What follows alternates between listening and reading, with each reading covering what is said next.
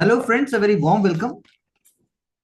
And in this brief session on current and also thematic issues, we will try to understand and take up in a bilingual manner कौन से ऐसे themes हैं जिन themes में हम यदि अपने आप को थोड़ा सा और focused approach से देखें, so we can make a lot of difference. So my first question to Ashik, Chandrayaan 4 यानी जब कैबिनेट इस बार के मेंस में क्वेश्चन भी था कैबिनेट कैबिनेट सिस्टम पे, सो कैबिनेट ने फैसला किया कि शुक्र ग्रह तक जाएगा भारत का अंतरिक्ष यान और साथ में चंद्रयान 4 की भी तैयारी की. तो चंद्रयान 4 अगर मैं एक लाइन में पूछूं, so what it is going to do, what it is going to bring back और what it is going to do.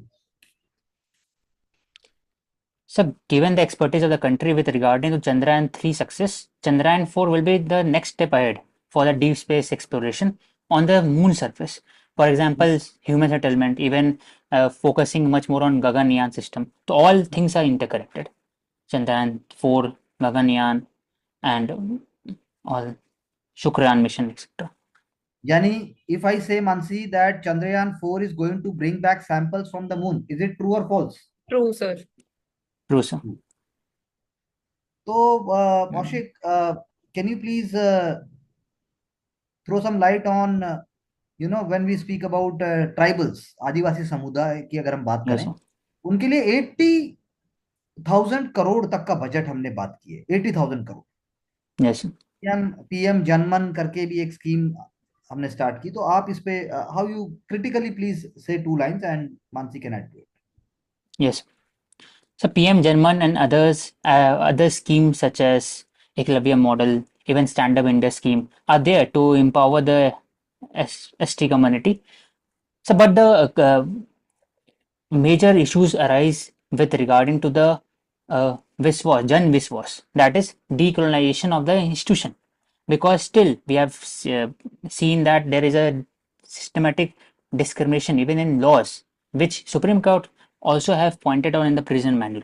Other than that, other aspect would be skill development and also integrating with the mainstream of the society. That needs first is empowerment of the women section of the society, as well as focusing much more on capacity building of the child and tribals. And the third would be dealing with the sensitivity of the issue such as Naxalism in certain areas and pockets.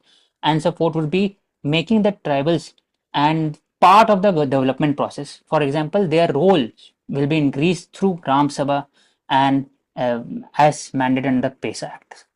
All these things are required much more. So, Okay. My next question is, Mansi, we are facing in 21st century, इस्तेमाल करो और फेंको, ये वाली जो संस्कृति है या ये जो कंज्यूमरिस्टिक एटीट्यूड है, critically can you say that if I say that the companies are having a kind of a basic tendency and their idea is to uh, rather than creating sustainable and repairable products, the goal is to create such products where consumer is forced to come back again and again to the market, and you are trying to uh, purchase new and new things, and the idea of using it for a long term, it is not seen as a kind of a smart or cool thing. Please comment on this with respect to Indian society, or you can say Indian industries and even administrative system.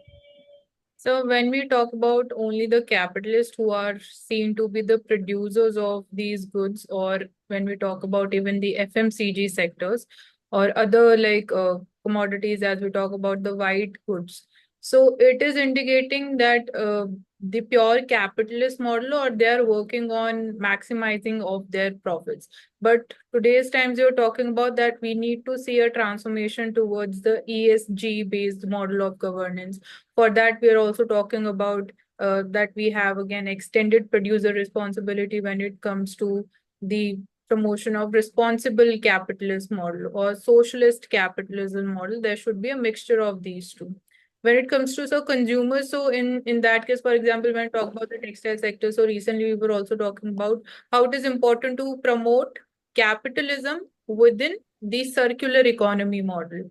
So that will be driving us more towards sustainability and uh, consumption on the basis of our needs and not greed.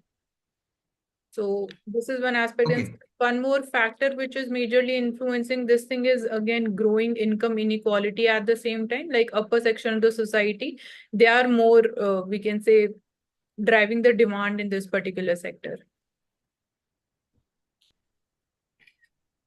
Okay, Ashik, can you please tell me how India must continue to lead at WTO? The question was also there, but I'm just becoming more specific.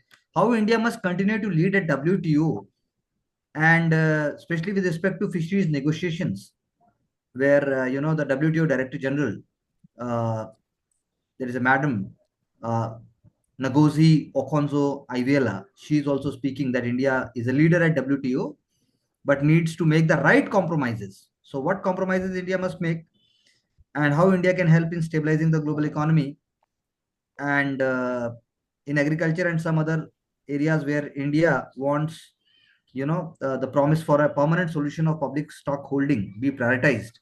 But Brazil and US, they want the same priority for all issues. So, how do you see this? So taking two examples, first is peace clause under Bali Peace Accord 2013, and second would be fishery subsidies. And both the cases highlights the difference between the stand of the developed countries and developing countries like India. India takes a stand that fishery community in India is not based on industrial scale. It is mostly consisting of community based fishery system. So there has to be certain kind of a uh, safeguarding of their rights as well as their remuneration.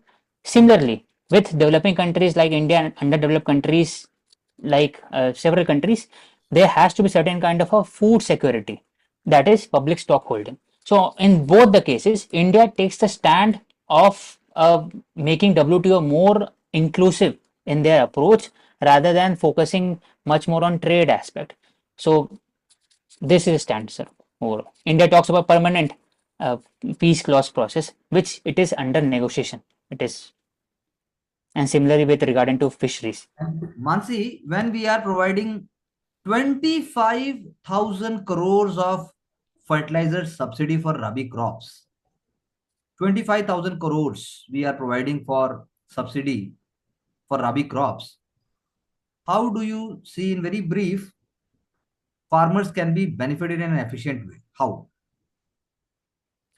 So when we're talking about the subsidies, so this is again a component of the MSP, the minimum support price, which is having two objectives. One is from the perspective of food security, and secondly, from the perspective of economic welfare and economic security of the farmers, particularly in the agricultural economy.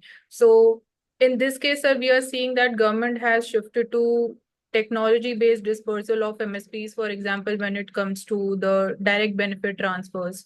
And particularly, like in terms of sugarcane, we have the role of the sugar mill. So it is not directly given to the farmers, but that difference is given by the government to the sugar mills. So from the perspective of rising challenges from climate change or rising vulnerabilities of the income of the farmers or the productivity and the produce, it is going to Okay. play an What important are role. the three components of PM Asha? That is Pradhan Mantri Annadata Aay Sanrakshan Abhiyan. What are the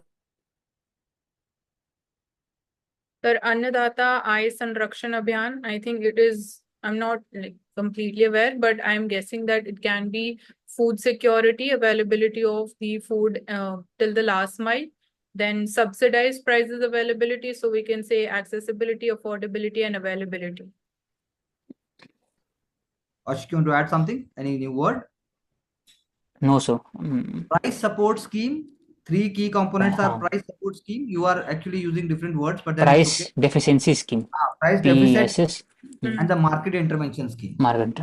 Points are there. Market intervention scheme, I repeat, price deficit payment scheme. You can note down later on also. And the third one is Yes. price support scheme. Ashik, can you tell me that how in Rabi crop, because phosphorus subsidy to phosphorus is given, how it is linked with the Rabi crops? phosphorus DAP Yes, is DAP. given Yeah. to the yes Diammonium. diammonium phosphate. Yes, Ah. it is given to the Rabi crop because Name two Rabi mostly crops. Rabi. Yes, Name two Rabi crops. so wheat and mustard. Correct. Wheat and mustard. So Yes. they are concentrated mostly in the western part of the India, Madhya Pradesh, Rajasthan, Punjab, Haryana. So the soil content, for example, red soil, even black soil, I think there can be a limitation of phosphorus content in that. That is why DAP is given as compared to alluvial soil or other type of soils. Okay. So in this context, Mansi, can you tell me the name or area of agri-tech? If I speak about agri-tech Yes. startups, can you throw some light on this agri-tech, what they are doing and what they are? The agri-tech startups are playing a very No, no, give me the name. Give me a name or area. so area would be in terms of data-driven decision making for One. the farmers, in terms of Mhm. taking decision about which crop is going to be more suitable at which point of time for a That is particular. one point. Second. And so in terms of like soil health card scheme, we are having the Yes, role of I'll say one agri-tech. point. For example, sorting. Sorting solutions for apples, quinoas, oranges, pomegranates, vegetables. Sorting, sorting of vegetables. Sorting कैसे होगी?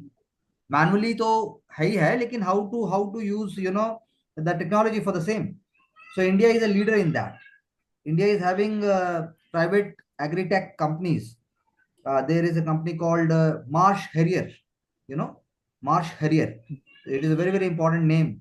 So they are providing optical grading and sorting solutions. So by visual look, you can sort out. That is what is a very important point. And India's second biggest fertilizer cooperative. India's second biggest fertilizer cooperative, Kribco, Kribco, Kribco, Kribco. It is partnering with the other companies, you can say, specializing in biological solutions. So this is an example how agriculture innovation is going to take place. You want to add something to this, Ashik? Because we are speaking Sir, about fertilizer also. yes, from agri-tech. So agri-tech, apart from that, there are several fields. For example, logistic is there, cold storage, then Kisan Kendra, how it can be used for tele services to the Kisan. It is there. Then a hyper localized weather system so that the Kisan get frequent update regarding the weather, Mosam app. Then say e-heart, that is connecting the Kisan to the APMC Mandi system, even the local Mandi system. It is there. Then fifth would be use of ONDC and other aspects so that the high value product as a one district, one product can be uh, marketed to the other countries. For One more example, here. cheese to the European Yeah, countries. Yeah. there are Indian agri-tech companies which are having operations in Latin American companies uh, because of the large agricultural sector, emerging markets, and climate risk management awareness. The key word here is climate risk management awareness. These agri-techs led by Indians, they are helping in the specific needs of Latin American companies. And here I would like to add that they are also cooperating with the NGOs and agricultural cooperatives. So this helps in regulatory compliance and capacity building. So such examples we should be bringing in the main underwriting. It takes us to the next level because more specific we become, more easy it is for us to handle things in a smart way.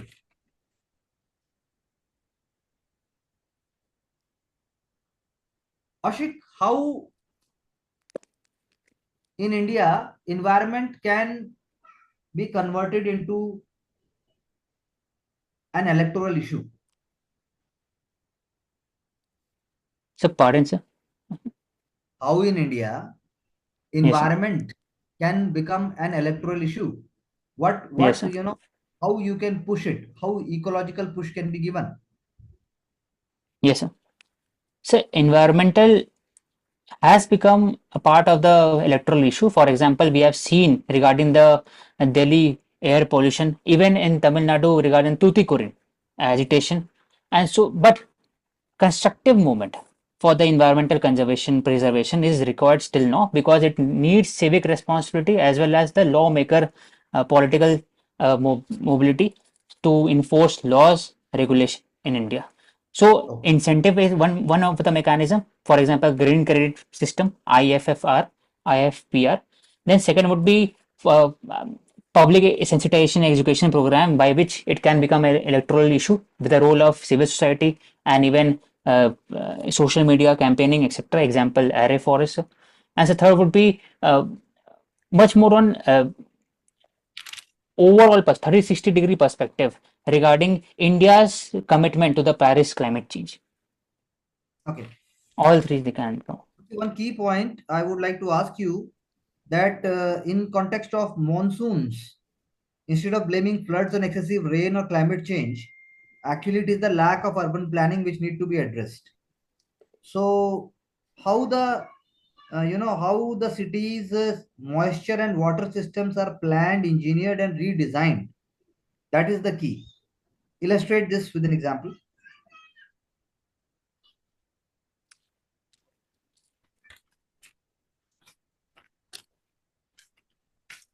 So I think the internet is. Can you hear me? Yes, sir. So please repeat your answer. I'm saying Once that even. I'm saying that in context of monsoon flooding, it is not the rains which we should blame. It is actually the Hmm, urban planning, the lack of engineering, cities moisture, yes. cities climate, and also engineering and re-engineering solutions which is required. So rather than blaming flooding, because it is not a very simple thing, it is a very complex phenomena. So Mansi, illustrate a solution oriented one line, two lines. So I would say that role of local bodies is very crucial again, as a we can say that they are the first point of contact when it comes to grassroots level governance.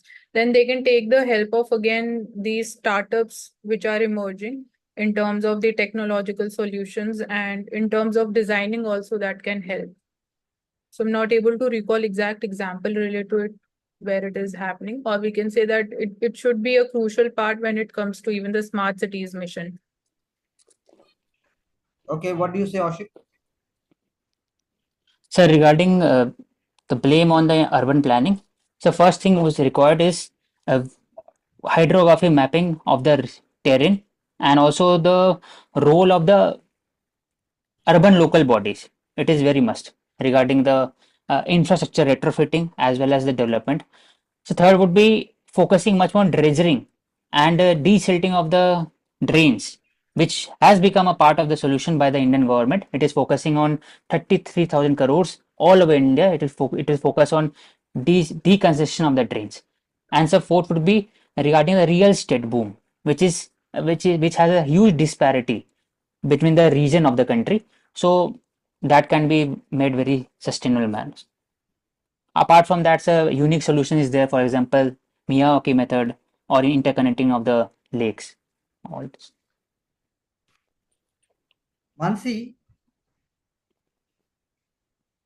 Ji sir. in context of the United Nations, India is among the countries that need a larger role to make the body more representative, because the old world is falling apart. Ji sir. So, can you give me 5 thematic keywords which justify this? So first would be India is a growing responsible power. We are one of the largest contributor to the UN peacekeeping missions. We are talking about shift towards multilateralism, which is crucial in terms of equitable representation of the global South countries. Hearing their like they should also get their recognition in the world geopolitics, and we can say future of growth and the potential of growth lies towards the east rather than the west. Ashik, any 3, 4 themes which in international way which you can put up? Yes, sir. New challenges such as climate change needs a certain kind of a more collaborative effort between the north and south of the world. The second would be regarding decolonization of the UN system, which because it has been criticized for being an archaic type of system of 20th century. The third would be veto power of the permanent members and others, which is causing a latency in the decision making of the big institutions such as ICJ, UNSC, etc. So for that, India is much more focusing uh, on collaborating with several countries with regarding to AFU, even BRICS, etc. for multilateral institution reform. So do you think non-alignment really works at the international level, or Yes, sir, it is a evergreen approach non-alignment because non-alignment is not a passive movement. It is an active non-aligned movement with the countries because it is focusing on the issue that neither of the countries should be a part of the camp because for the larger humanity purpose. Second would be say it focuses much more on developmental effort between the developing and underdeveloping countries. And so third would be it makes the country more accountable, more responsive with regard to changing in the scenario of the world. For example, Russia-Ukraine war, even uh, US and US and China trade war, etc. So no alignment, it is changing its form, but it is evergreen. okay, Mansi, in India, IVF clinics, in vitro fertilization clinics, they are booming and they are plotting healthy growth. Because when we compare it with the US, their IVF treatments were blocked by the Republicans as the polls are coming as of November 2024. But in context of India, the IVF clinics are mushrooming. There is private equity interest also, but at the same time, there is insufficient awareness of the fertility treatments, and the lack of affordability is also there as compared to developed countries. So in India, there will be crores of people who are dealing with fertility issues, but many are not opting. Many are, in fact, maximum will not be opting for such treatment. They are not aware of it. So, as from the perspective of administration and also from ethics, uh, what are the 2 3 points which you would like to put? So, firstly, since again these IVF clinics are driven, or these are Western driven ideas which are in the infancy stages in India. So, firstly, their regulation becomes very important by the government. There is ART. There is ART bill. We Mm. have ART, artificial assisted reproduction, or artificial assisted Yes. reproduction technology bill is there. Mm. Regulation Act is there. In fact, ART Regulation Act is there. So that is, I think, not the point. I think the point is that we are not using IVF clinics so as to increase population. We are in India. It is happening to have a child, not to increase population. These are both different points. So in that direction, you can say. So Mm. baby boom of the assisted kind is a good thing for India. But what we should do? That's what I'm asking. Sir, Yes, please. sir, I was saying that from the perspective of a married couple, if they're not able to conceive for last 10 years, IVF becomes a very important part of the solution. So it should be allowed, but at the same time, commercialization of IVF, apart from for example, IVF can be used to it can be used for other perspective surrogacy even. So, sir, it is a very healthy trend in society, but to prevent fertility issue, it is not a solution. To prevent the fertility issue, we need to focus much more on preventive health care. For example, there is a case study that is in India as well in the world, there is a decrease in the sperm count among the male member over the past century because of the ultra processed food, even in unhealthy diet, as well as there is change in the dietary pattern, even physical activity, etc. That needs to be tackled rather than much more focusing on IQs. So also it is limited to urban areas as of now. So the rural areas, they are, as you just said, they are not aware about such type of technology and development. Agreed. Agreed. Mansi, if I say that you can use, first of all, there is something called water. Water has got one oxygen and two hydrogen atoms. But by using an electrolyzer, we can split water into hydrogen and hydroxyl radicals. That is H plus OH. So if I say a radical, we know radical is an atom or an ion or a molecule which has at least one unpaired valence electron in its outermost shell, which makes it excited. It is short-lived. It is not having a stable, stable condition. So hydroxyl radicals can degrade a variety of pollutants. Do you agree with this? That we can use it for reducing hydroxyl radicals can be used for, reducing pollutions. So yes, sir, it can. I think it can So, help in the methods like bioremediation when it comes to waste treatment or regeneration or treating of wastewater. Mhm. And So then what is the science of hydrodynamic cavitation? We are hydrodynamic talking cavitation. cavitation. Yes, hydrodynamic cavitation. It is an eco-friendly method for treating wastewater. That's what we just discussed. It is an emerging technology, and CSIR is working on it.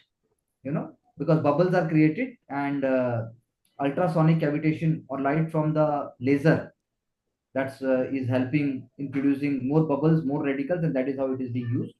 So this is one of the Sir, yes, sir, please. if radicals is increasing, then I think it is more prone to reaction.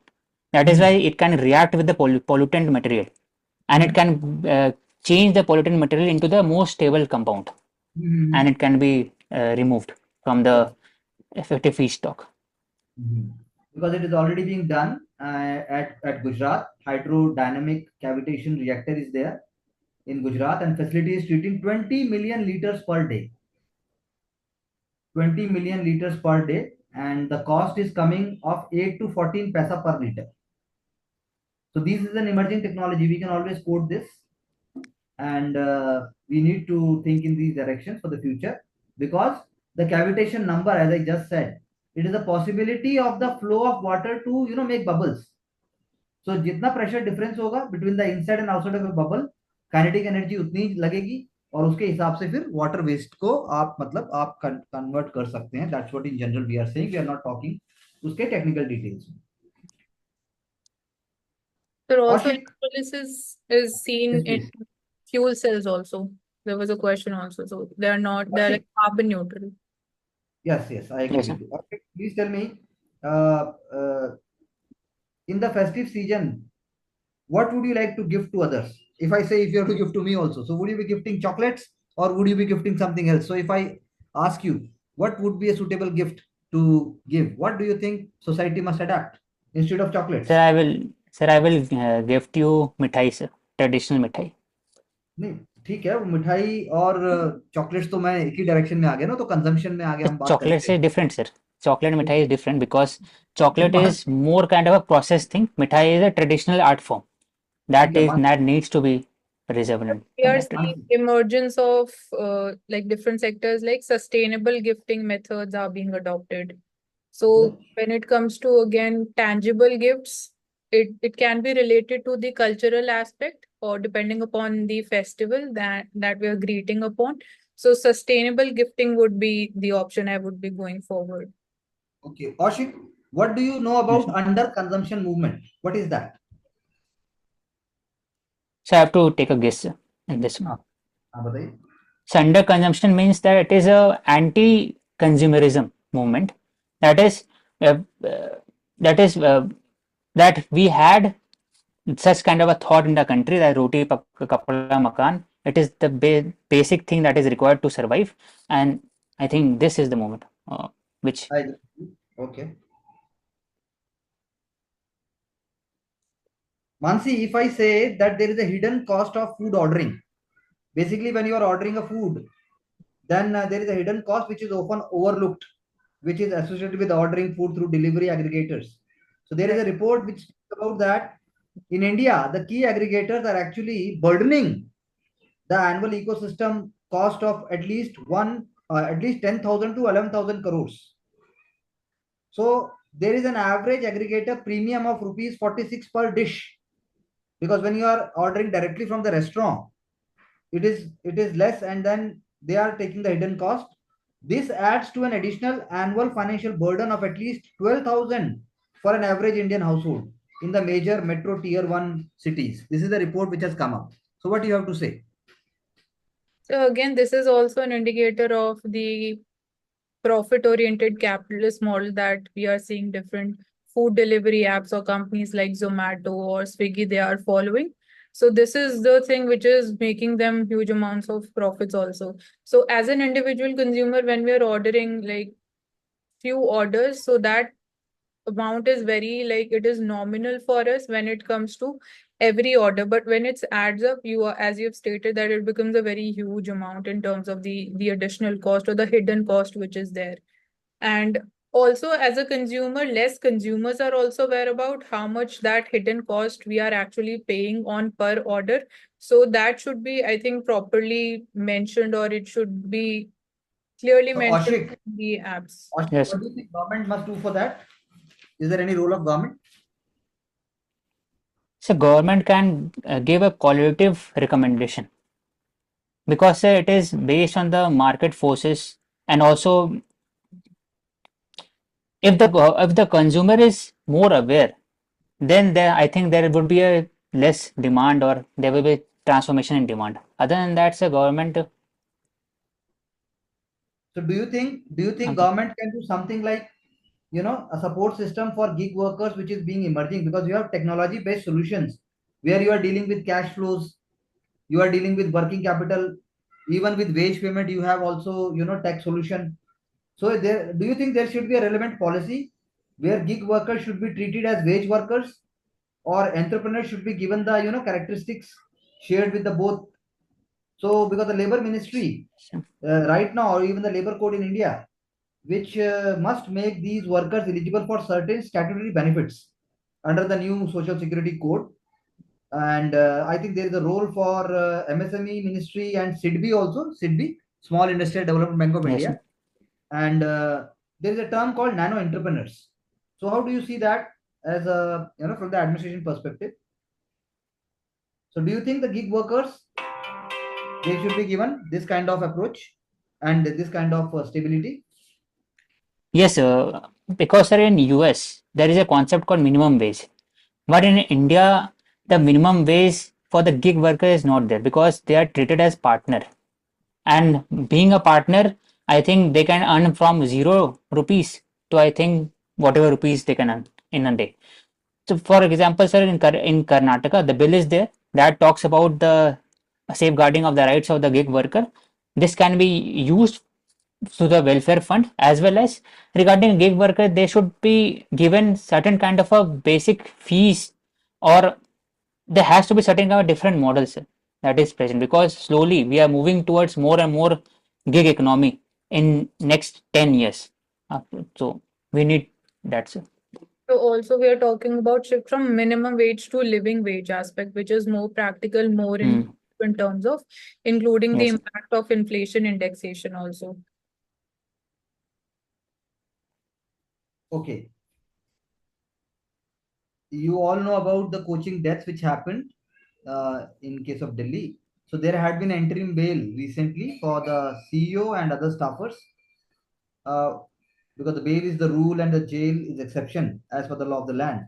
But how do you see the that the whole thing has got the roots in society, and how do you think that in ethical perspective there can be a change for ecosystem? What we can think about it? Sir, it is a systematic problem within the coaching ecosystem, because it is totally dependent on the education system and how the paper is solved or how the paper is made. And to crack certain kind of a paper, certain kind of skill aptitude is required, which is not given by the traditional means. That is why coaching was first introduced by the big kind of even startups as well as traditional coaching centers. So, sort of Okay. focusing much more on education system, as well as changing the course of the examination. It can be the, or simplifying the structure of the examination can be solution. And so third would Okay. be making the coaching